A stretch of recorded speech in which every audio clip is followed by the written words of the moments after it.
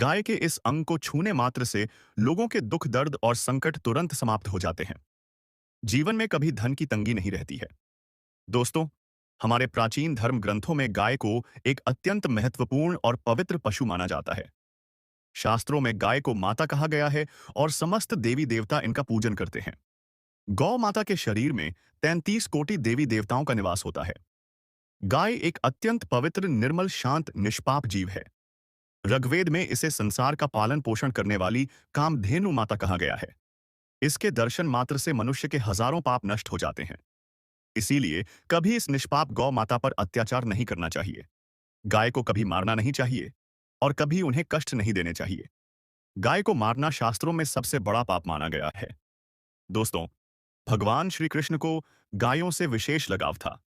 उन्हें गौ माता बहुत अधिक प्रिय थी। श्री कृष्ण के अनुसार गायों की सेवा करना ही सर्वश्रेष्ठ धर्म है। इससे बड़ा पुण्य का कार्य संसार में दूसरा कोई नहीं। कलयुग की भविष्यवाणी करते हुए भगवान श्री कृष्ण कहते हैं कि कलयुग में जब धर्म का लोप हो जाएगा तब मनुष्य गाय की सेवा नहीं करेंगे। मनुष्य केवल दूध के लिए ही गाय को पालेगा। दूध के लिए वह गाय को बहुत कष्ट देगा, जिसके परिणाम स्वरूप कलयुग में पाप और अधर्म उसके चरम पर होगा। कलयुग के अंत का लक्षण बताते हुए श्री कृष्ण कहते हैं, जब संसार से गाय समाप्त हो जाएंगी तब कलयुग का अंत होगा। जो मनुष्य कलयुग में भी गाय की निस्वार्थ भाव से सेवा करेगा वह सुख समृद्धि प्राप्त करेगा। जो स्त्री रसोई में बनी पहली रोटी गौ माता को खिलाएगी वह सदा सुहागिन और सौभाग्यशाली रहेगी। जो लोग अपने घर में गाय से प्राप्त पंचगव्य को घर में रखेगा उसके घर में कभी दुख दरिद्रता नहीं आएगी। दोस्तों, हमारे धर्म के सभी शास्त्रों में गाय की सेवा को ही सर्वश्रेष्ठ माना गया है। जो व्यक्ति प्रतिदिन किसी न किसी तरह से गौ माता की सेवा करता है वह सबसे अधिक पुण्यवान बन जाता है। गांव में तो मनुष्य को गाय की सेवा करने का अवसर प्राप्त होता है, लेकिन शहरों में गाय के दर्शन आसानी से नहीं हो पाते हैं। इसीलिए मनुष्य को गौशाला में जाकर गाय की सेवा करनी चाहिए अथवा गौशाला के लिए दान धर्म करने चाहिए।